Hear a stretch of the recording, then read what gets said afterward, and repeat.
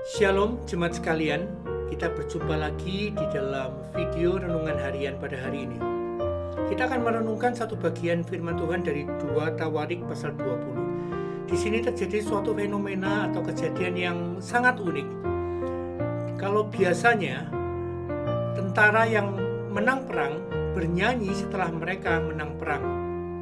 Namun yang dicatat dalam 2 Tawarik 20 ini sangat menarik. Karena mereka bukan menyanyi setelah mereka selesai berperang, tapi justru sebelum berperang. Dan kemenangan telah mereka raih. Pada suatu hari, kerajaan Yehuda di bawah pimpinan Raja Yosafat sedang dikepung oleh 3 bani yang besar, yaitu Bani Amon, Bani Moab, dan orang-orang dari pegunungan Seir. Pada waktu itu Yehuda sangat ketakutan, termasuk Raja Yosafat.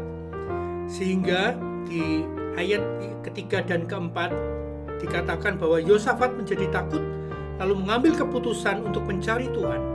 Ia menyerukan kepada seluruh Yehuda supaya berpuasa dan Yehuda berkumpul untuk meminta pertolongan daripada Tuhan.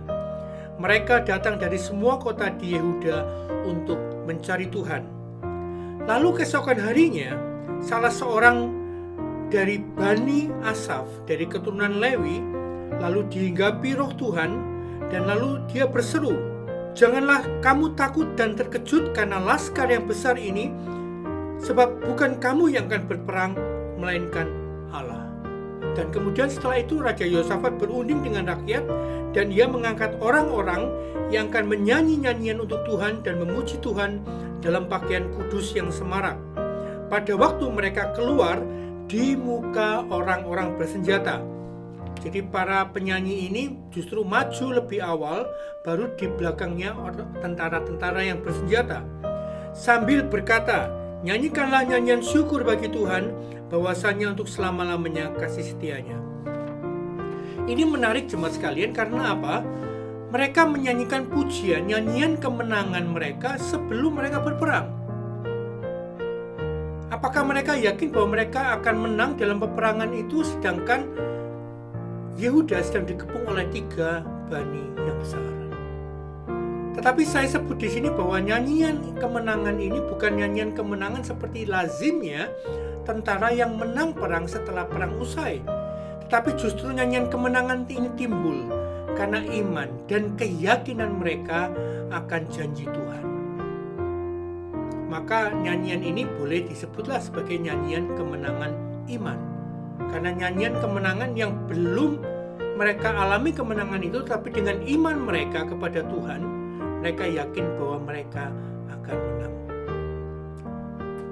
Jemaat sekalian, marilah kita bersama-sama belajar untuk dari kisah ini untuk mempunyai keyakinan kita kepada Tuhan, iman kita kepada Tuhan.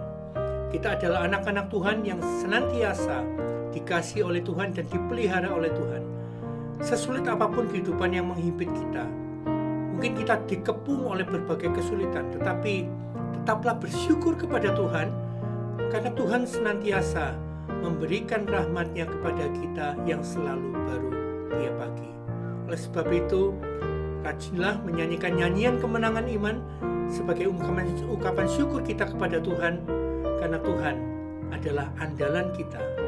Tuhan adalah satu-satunya penolong kita yang sanggup melepaskan kita dari segala kesulitan yang akan kita hadapi.